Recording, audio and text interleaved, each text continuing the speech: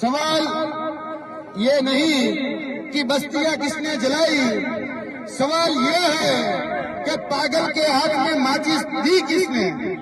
आ मुद्दो એ ખરેખર જોવા જઈએ તો જે વન વિભાગ અને જે પોલીસ કર્મચારીઓ જે ક્યાંક ને ક્યાંક આદિવાસી સમાજ અને જે આદિવાસી વિસ્તાર ઉપર જે દમન કરી રહ્યા હતા એના ભાગરૂપે આ જે ઘટના ઘટી હમણાં જ સરપંચ સાહેબે અને આપણે કુવાની જયારે કહી શકાય કે સ્થળ તપાસ કરતા હતા ત્યારે જે સાંભળવા મળ્યું જે જાણવા મળ્યું એના આધારે એક વાત તો પ્રસ્થાપિત થાય છે કે તાલી એ એક હાથે નથી વાગી, તાલી બે હાથે વાગી છે અને એક તાલી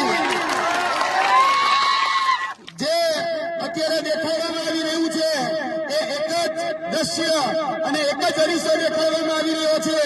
બીજો અરીસો એટલે કે પડદા પાછળનું જે દ્રશ્ય છે એ ક્યાંક ને ક્યાંક છુપાવવામાં આવી રહ્યું છે. જે રીતે આદરણીય સરપંચ સાહેબે જે રીતે વાત કરી કે અહીંયા જયારે કુવો ખોદાતો હતો ત્યારે જે વિધવાબેન હતા એમના પતિશ્રી હતા એ જયારે કુવામાં કામ કરતા હતા ત્યારે એમનું એમાં દેહાંત થયેલું અને ત્યારબાદ આ જે કુવો છે એ કુવાના દ્રશ્ય પણ અત્યારે અમે નિશાળ્યા. એ બાબત એ વાત ઉપરથી અહીંયા જે કહી શકાય કે આદિવાસી સમાજ અને આદિવાસી વિસ્તાર ઉપર જે રીતે વન વિભાગ, પોલીસ વિભાગ અને તંત્ર નો જે ટોળો આ જમીન ઉપર, આ જંગલ ઉપર અને આપણી જે સંપદા આ જમીન નીચે જે આવેલી છે એના ઉપર આવેલો છે એટલે ક્યાંક ને ક્યાંક દમન કરી આ રીતે પડાવી લેવાના ભાગરૂપે ક્યાંક ને ક્યાંક હેરાન પરેશાન અને નડગત કરવામાં આવે છે. મેં તમને પહેલા કહ્યું એમ કે તાલી એક હાથે નથી વાગી, તાલી બે હાથે વાગી છે. જે પણ અહીંયાથી દ્રશ્યો જે સામે આવ્યા તે દ્રશ્યો ઘણા છુપાવવામાં આવી રહ્યા હતા. પોલીસ વિભાગ એક તરફી જ અત્યારે વર્ઝન આપી રહ્યું હતું. પોલીસ વિભાગના કે પછી વહીવટી તંત્રના જે પણ કર્મચારીઓને ઈજા પહોંચી તો ત્યાં સુધી અહીંના નેતાઓ, અહીંનું પ્રશાસન, અહીંનું વહીવટી તંત્ર એ બધું પહોંચી જાય છે. પણ આદિવાસી સમાજના આપણા 15 બાળકો, 15 યુવાનો ને ઈજા પહોંચી તો કઈ ખબર કઈ પૂછવા નથી આવતા. આ છે વાસ્તવિકતા, આ છે પડદા પાછળનું દ્રશ્ય.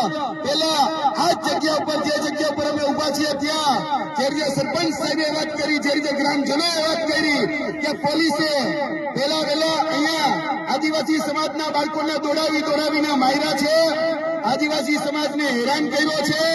આદિવાસી સમાજે સ્વરક્ષામાં છેલ્લે કાંઈ ન વધે ત્યારે એ ક્યાંક ને ક્યાંક જે વસ્તુ મળી એનાથી પોતાનો સ્વ બચાવ કરેલો છે.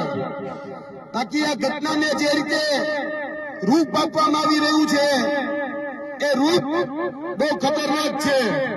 જે કહેવામાં આવી રહ્યું છે કે આદિવાસી સમાજે હિંસા કરી તો આપણે પૂછવા માંગીએ છીએ ગ્રામજનોને કે આદિવાસી સમાજ ક્યારે હિંસા કરી શકે ખરી? ક્યારે હથિયાર હાથમાં લઈ શકે ખરી? એ તો ભાઈ તમે છંછેડ્યા, હવે તમે જો છંછેડો પણ છોડવાના કોઈ ન આવે એટલે છંછેડવા નહીં.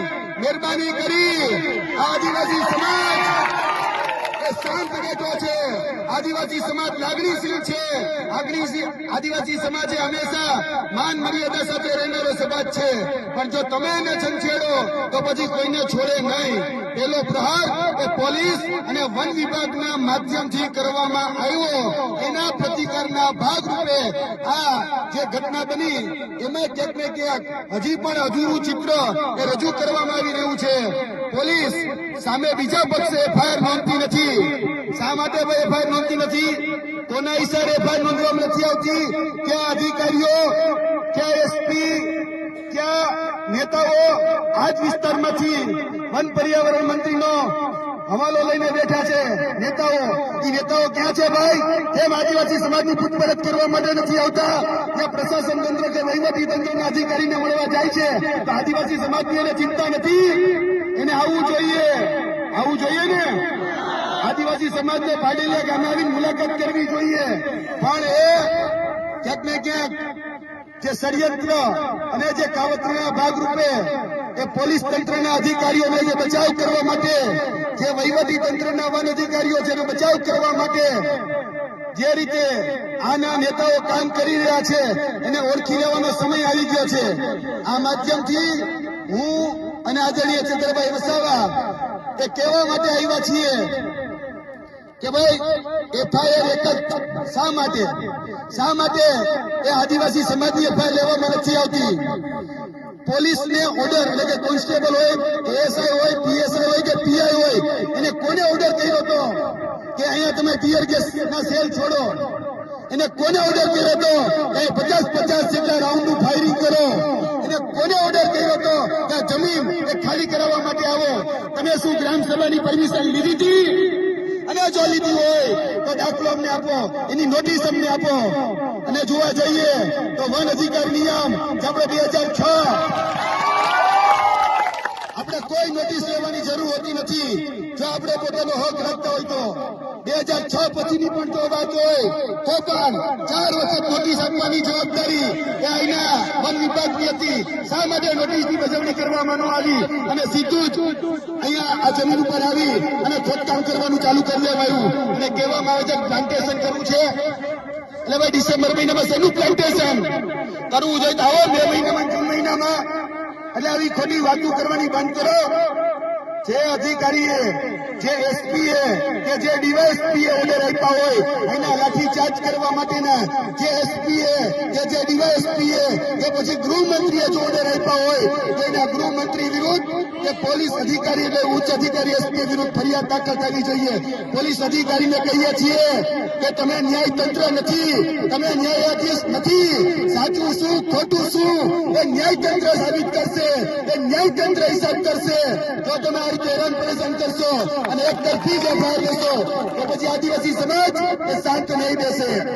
આવનાર દિવસોની અંદર જે પણ કાયદાકીય કાર્યવાહી કરવાની છે તે આદરણીય ચંદ્રભાઈ વસાવાની અધ્યક્ષતામાં અમે એ કાર્યવાહી પણ કરવાના છીએ. અમારી લીગલ ટીમ પણ આવી ચૂકી છે. 11 જેટલા વકીલો પણ અમારી પાસે ઉપસ્થિત છે. અહીંયા જે પણ કાર્યવાહી કરવી ઘટે એ કરવા માટે અમે તૈયાર છીએ. પોલીસ સાથે ચોક્કસપણે સંવેદનશીલતા છે, અમારી લાગણી છે, એને લાગ્યું છે તો એમાં પણ અમે દુઃખ વ્યક્ત કરીએ છીએ. પણ મેં તમને કીધું એમ કે પહેલી તાલી કોને વગાડી?